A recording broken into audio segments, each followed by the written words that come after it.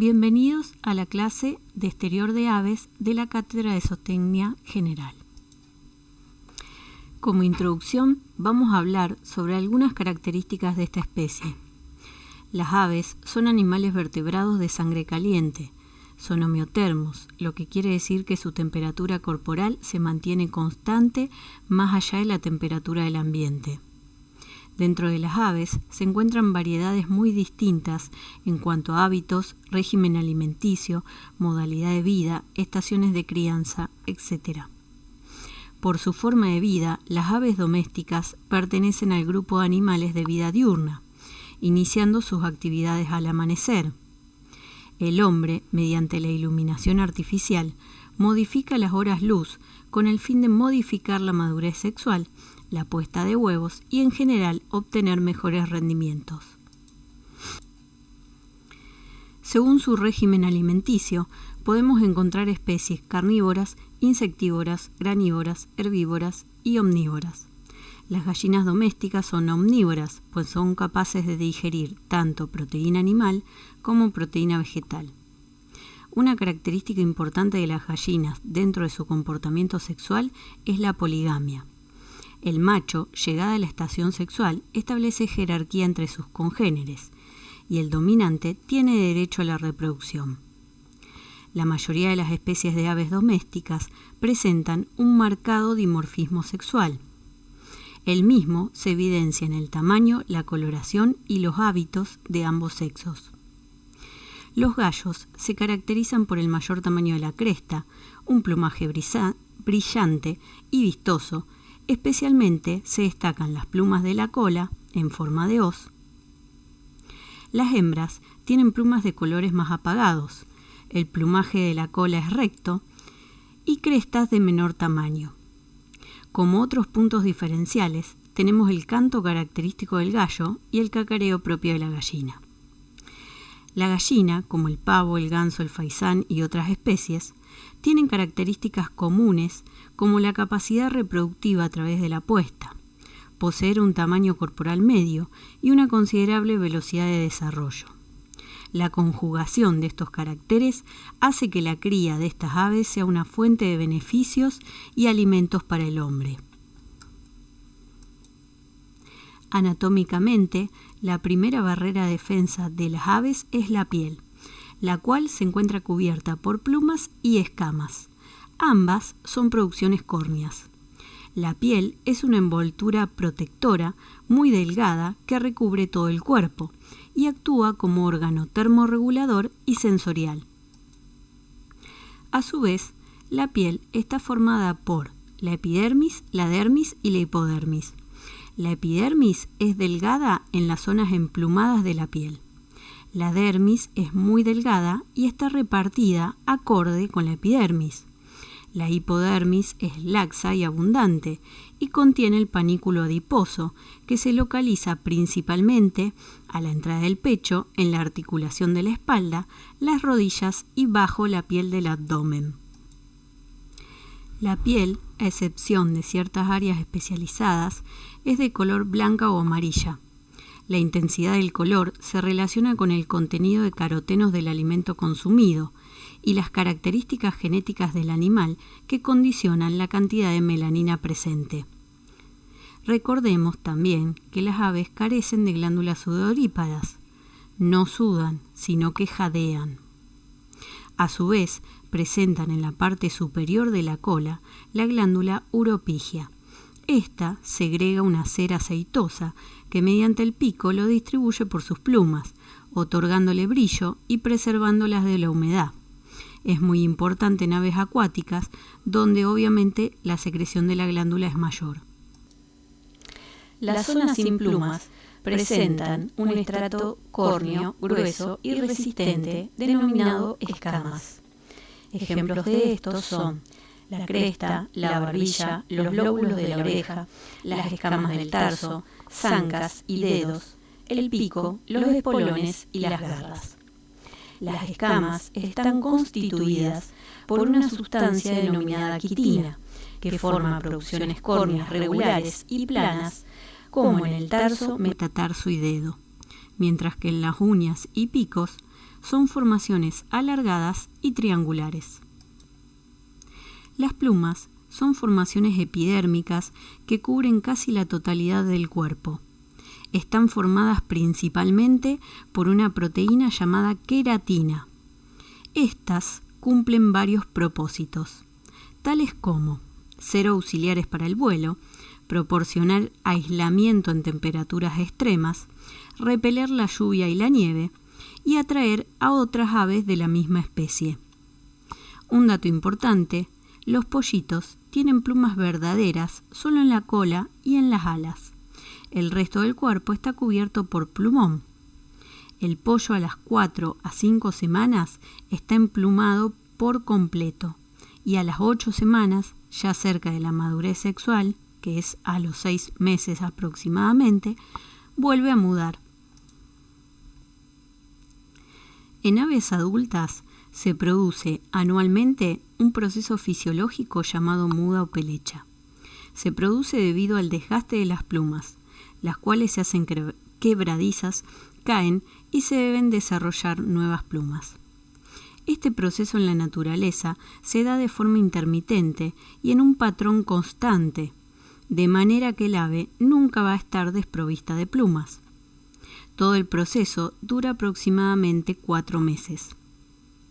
Debido a que el mismo está bajo control hormonal, durante este periodo las gallinas ponedoras cesan su postura en la mayoría de los casos.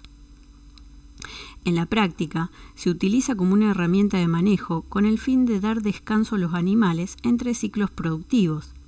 Se aplica cuando el porcentaje de producción disminuye y además se pierde calidad del huevo. La maniobra zootécnica se denomina muda forzada. Es de menor duración, de 6 a 8 semanas. Se lleva a cabo estresando en forma aguda a los animales mediante la disminución del alimento, el agua y la luz, lo que implica que bruscamente cese la producción de huevos. Las aves cambian el plumaje en forma más rápida y completa, de manera natural, reiniciando luego un nuevo ciclo de postura. Como ya hemos hablado, todo proceso de estrés tiene un costo, el cual puede significar la muerte de un porcentaje de los animales. Por eso es importante evaluar el estado del plantel antes de someterlo a esta maniobra. El desarrollo de las plumas comienza a partir de la papila del corión, denominada papila de la pluma, la cual se encuentra en el fondo del folículo de la pluma. En la mayoría de los casos, atraviesa la piel oblicuamente y cráneo caudalmente. En el folículo está inserta una parte de la pluma llamada cálamo o cañón. Es un eje sólido, elástico, cilíndrico y hueco. En su extremo apical presenta una excavación poco profunda y redondeada denominada ombligo o cicatriz, responsable de la nutrición y la circulación del aire. El cálamo se continúa con una porción que sobresale de la piel, denominado raquis, el cual es macizo, opaco, más o menos cuadrangular y contiene médula blanca y aire. Si ustedes toman una pluma, van a poder observar el cambio de forma y de color en el raquis, tanto en la porción intraepitelial como en la porción extraepitelial. Desde el raquis se extienden las barbas, que parten lateralmente, están dirigidas oblicuamente en dirección al extremo distal de la pluma y se hallan en el mismo plano. Las mismas están ramificadas en 2 filas, proximal y distal, de pequeños filamentos terciarios llamados válvulas o radios. Estas válvulas o radios comprenden 1. Las barbículas, 2. Las barbillas y 3. Los radios filiformes o del plumón. Las barbículas son radios proyectados desde el borde distal de las barbas en una dirección más o menos paralela al raquis. Además, están provistas de finos ganchos microscópicos, llamados radiolos, en los cuales quedan prendidas las barbillas de la rama siguiente. Las barbillas salen del borde proximal de las barbas. Este enganche de uno con otros forma en conjunto el hámulus, el cual le da la consistencia de tela. y la firmeza de la parte externa de la pluma. En la parte interior de la pluma nacen desde las barbas, más blandas y delgadas, los radios filiformes. Estos son largos y carecen de ganchos y presentan el componente principal del plumón, que a menudo difiere en su color de la pluma principal. Esta característica también la pueden observar si toman cualquier pluma. Van a ver que la tela o vexilo tiene un color y los radios filiformes en la base tienen otro color. Los tipos de pluma se distinguen por el tamaño, los caracteres y la función que desempeñan. Tenemos las plumas de revestimiento o penas, los plumones y las filoplumas. Las plumas de revestimiento o penas integran el plumaje que cubre el cuerpo en general. Aparecen superpuestas unas a otras como las tejas de un tejado, de adelante hacia atrás. Encontramos las tectrices, que constituye la parte principal del plumaje, las timoneras, implantadas por regla general en número par en folículos muy profundos, formando una fila transversal en el extremo de la cola. En el macho forman las hoces menores y mayores, y en la hembra el almohadón para la monta. Las calzonas, situadas en las escamas de las patas, las esclavinas o golillas, ubicadas en la base del cuello, las lloronas o caireles, ubicadas en el dorso y el lomo, y las remeras, ubicadas en el ala, alcanzan un desarrollo completo, presentan la función mecánica del vuelo, y en su base están cubiertas por plumas de revestimiento denominadas cobertoras. Encontramos plumas del tipo remeras de dos tipos. Las primarias o manuales forman una fila en el borde lateral del extremo del ala, donde se implantan el antebrazo. Miden 18 centímetros en adultos de razas medianas y están en número de 10 a 12. Las secundarias o del brazo están en el cúbito, plegadas cuando el ala está en reposo. Miden 16 centímetros en adultos de razas medianas y están en un número de 12 a 14. Otro tipo de plumas importantes son las plumas cobertoras o cobijas. Suelen estar imbrincadas con las otras, cubren la base de las remeras. Según su ubicación, justamente se llaman cobijas inferiores o primarias, ubicadas en el antebrazo, o cobijas superiores o secundarias, ubicadas en el brazo. Forman el ala escapular o paráptero, en tanto que las plumas del primer dedo representan el ala bastarda del pulgar o álula. También cubren la base de las timoneras. En este caso se denominan cubiertas de la cola y a su vez recubren parte de la zona pectoral, ventral y de los flancos. Los plumones son pequeños, están cubiertos totalmente por las plumas de revestimiento y yacen directamente sobre la superficie corporal, a la que sirven de protección térmica, generalmente en el abdomen. Poseen un raquis blando, cuyas válvulas no están engarzadas por faltarles los apéndices ganchudos radiolos, como ya habíamos dicho. Las filoplumas son rudimentarias, tienen un raquis delgado y capilar que termina en un mechón de radios laterales. Se encuentran principalmente en la base del pico, pero también suelen verse en otras partes del cuerpo. Con respecto a la distribución de las plumas, hay que tener en cuenta que el cuerpo del ave no está cubierto de plumas de manera uniforme, sino que éstas crecen en hileras. Las plumas de revestimiento, como se puede observar en el gráfico, se agrupan en áreas de implantación dispuestas regularmente, llamadas terilias. Las mismas se encuentran separadas por espacios desnudos o desprovistos de plumones, llamadas apterias. Encontramos 13 terilias o zonas con plumas que se denominan según su ubicación. Por ejemplo, como podemos ver en el gráfico, tenemos el terilio cefálico o el terilio dorsal del cuello. Los colores y patrones de las plumas son características genéticas, de absorción o bien estructurales. Las características de absorción deben su origen al contenido pigmentario de la médula de la pluma. Las características estructurales se deben a la reflexión, fluorescencia o interferencia de la luz en los elementos que integran las plumas. Por ejemplo, puede ocasionar un brillo metálico. La coloración se debe a un pigmento a base de melanina que varía en intensidad, oscilando entre el negro, azabache, el blanco, pasando por el gris, rojo, pardo, agavilanado, listado, bronceado, trigueño, y ofrece muchas particularidades y matices según la especie, raza y estirpe. Según el dibujo que presenta la pluma, se denomina barrada cuando tiene barras paralelas, el blanco alterna con otro color, generalmente negro, punteada, lunareja o lanceolada, como se puede observar en los gráficos. Listada, es muy parecida a la barrada, tiene un alto número de bandas que combinan el negro de fondo con bandas blancas o rubias. Lentejuada, la pluma lleva una mancha de color en el extremo libre. Orillada o laceada, las plumas son de un color uniforme y están bordeadas con otro color. Aperdizada, presentan manchas grandes y dispersas similar al de una perdiz.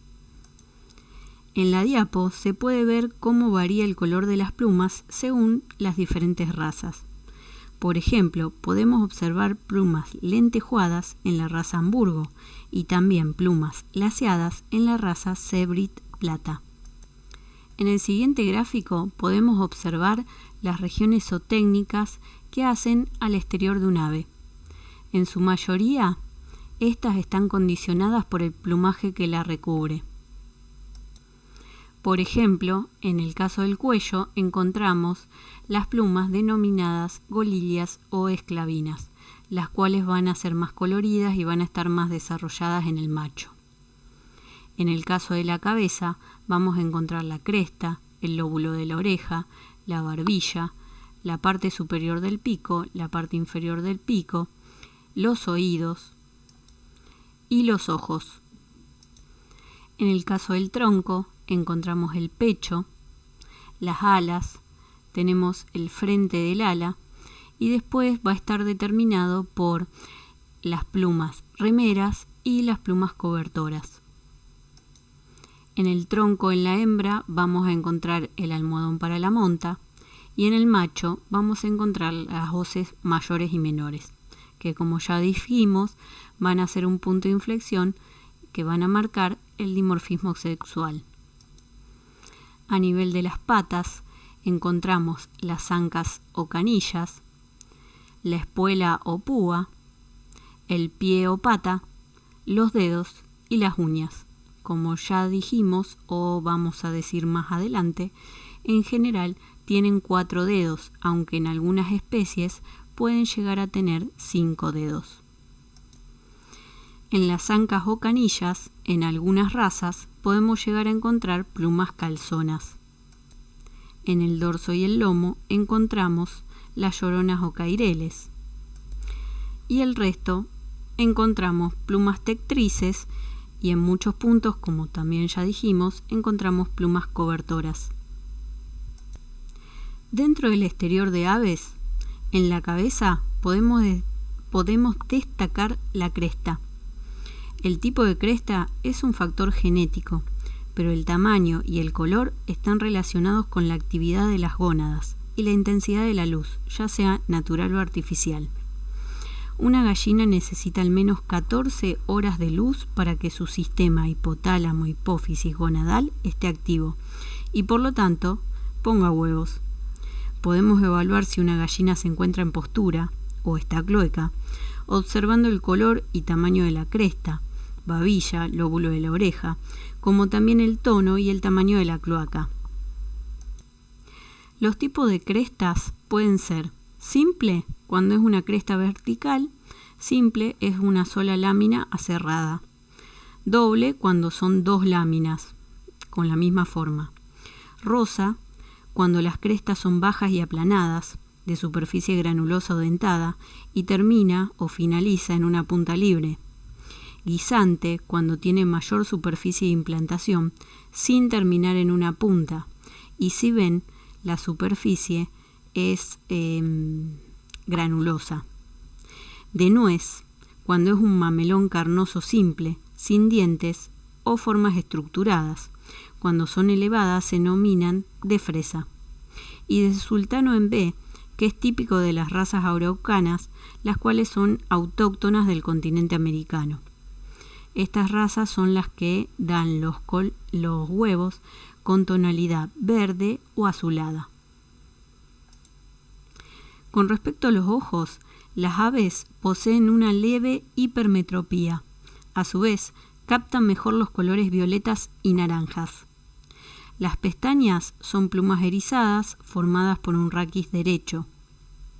El anillo de los ojos está formado por el borde interno de los párpados. En cuanto a las patas y zancas, las zancas y la mayor parte de las patas están cubiertas por escamas. Como ya se mencionó, las mismas pueden variar su color según un componente genético que condiciona la cantidad de melanina presente y la cantidad de carotenoides que se le dé al animal con la alimentación. Por ejemplo, las zancas amarillas se deben a pigmentos carotenoides de la dieta y se da cuando el pigmento melánico está ausente. Cuando hay negro en la dermis, o sea, tenemos melanina, y amarillo en la epidermis, porque le estamos dando, por ejemplo, maíz a esas gallinas, las zancas tienen una apariencia verdosa. Cuando faltan ambos pigmentos, las zancas son blancas. Los defectos más comunes que podemos encontrar en este tipo de individuos son que tengan cresta caída, cresta bifurcada, plumas en la caña o pie en las razas que no tienen que tenerla, cicatrices de operaciones correctoras, esto estamos hablando para animales de exposición, ojos arcos, pico torcido o de águila, plumas en tirabuzón, que falten plumas del ala dormida o partida, cola ordilla, muy parada o muy caída, mayor número de dedos que los debidos, pie de pato, o sea que esté unido en ángulo recto con membrana digital muy desarrollada. Hay que tener en cuenta que, como en todas las especies, estos defectos son importantes por su alta heredabilidad y, a su vez, porque afectan directamente a la eficiencia productiva. Desde ya, muchas gracias.